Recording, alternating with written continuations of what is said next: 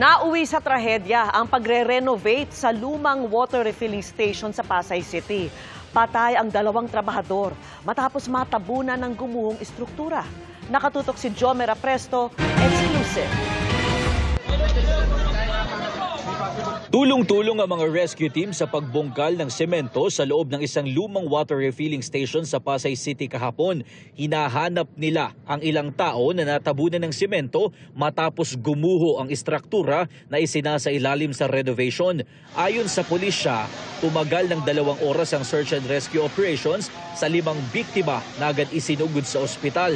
2 sa kanila ang namatay.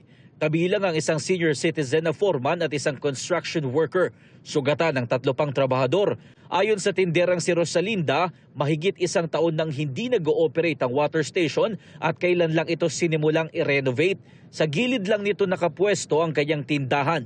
Maswerte at hindi raw sila agad nagbukas noong mga oras na mangyari ang aksidente. Kung napaaga po kami, talagang dami kami na asawa ko. Kasi po diyan kami sa bintana, malakas yung impact nung mga bubog. Kasi umabot pa po dito eh. Lumalabas sa investigasyon na hindi matibay ang naging pundasyon kaya gumuho ang kisame at nabagsakan ng mga biktima. Ayon sa pulisya, illegal ang ginagawang renovation sa water refilling station.